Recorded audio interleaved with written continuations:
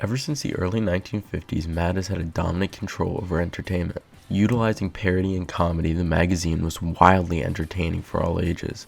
As years went on and entertainment evolved, Mad branched out, making its way into television, an obvious choice for comedy at the time. Mad TV was the first attempt at this. Starting in 1995, Mad TV was a sketch comedy series similar to SNL that would consistently stay on track with the parody and comedy of the magazine. The show was nominated for 35 Emmys and stayed on the air for an outstanding 14 years, with even famous actors coming out of it like Jordan Peele. The show ended on May 16, 2009 after falling off and having to face fierce competition with SNL. But this is only where our story begins.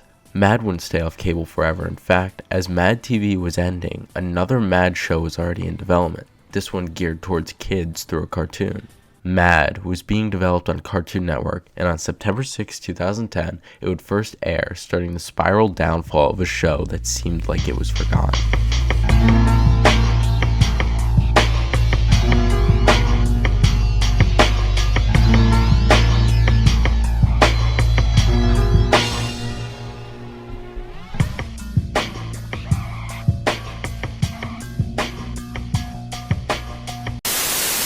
Mad was a big part of my childhood. Growing up, me and my friends would talk and joke about it all the time, even betting on our favorite sketch, Spy vs. Spy, to see who would win.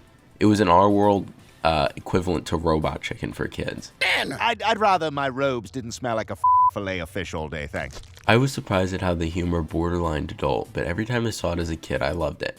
I rewatched the show to see if it still held up. I watched the 3 highest rated episodes, and here's some of the things I noticed.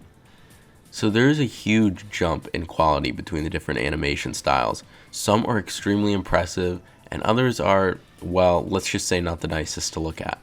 Like a majority of some of these episodes are made up of 3D bodies with JPEG photos of celebrity heads and cutout mouths. It is just lazy, and I wish that the show consisted more of the animations that fill the other 15% of it.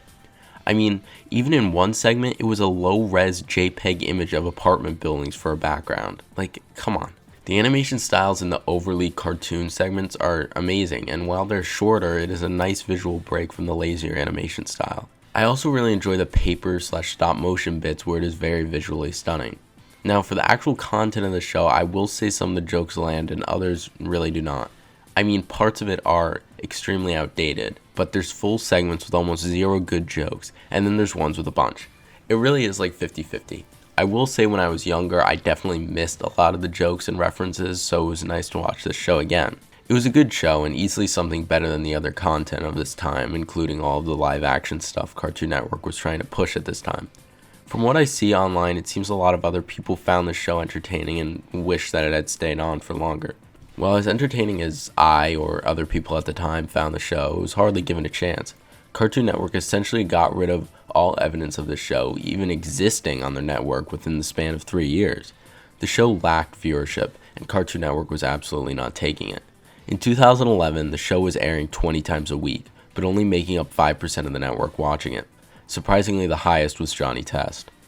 In 2012, considerably when the show was at its peak, being nominated for an Emmy for Outstanding Short Format Animated Program with the episode Kitchen Nightmares Before Christmas / How I Met Your Mummy, and it was also nominated at this time for a PAA-FTJ Television Award, was only being aired 8 times a week, an extremely low amount for a 2-year-old show that is still making episodes.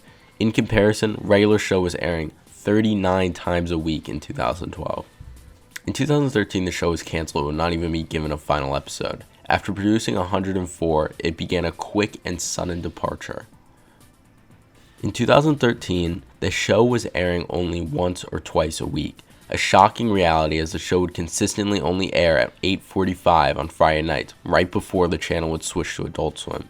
Occasionally it would get an additional episode airing on Saturday mornings, but this means that the show was only airing a total of 15 to 30 minutes a week, while regular show aired a total of over 600 minutes a week.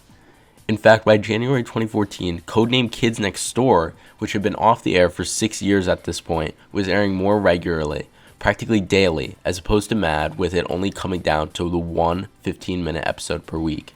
And finally, by February 20th, 2014, only 2 months and 18 days after its cancellation, is what I assume the last day Mad aired. While some information about Cartoon Network scheduling during that month in 2014 is unknown, I'm guessing by this point the show still had its Friday night time slot, and by the beginning of March, that time slot was gone. The show faded into oblivion. No more reruns, no more website, just blankness. The show's quote-unquote finale had only 1.18 million watchers, losing almost a full million in between its premiere and finale. The show was not doing the best viewership-wise, but that wasn't necessarily the show's fault. It was hardly being aired by 2012. The show hardly made it over 2 million viewers per episode, whereas regular show at this time was consistently averaging 2 million and making it over 3 million extremely often. While Mad is available through iTunes, Cartoon Network didn't even produce more than 2 DVDs both of the first season, meaning it had no room to grow outside of the network. So Mad vanished, Cartoon Network let it go, and it was it.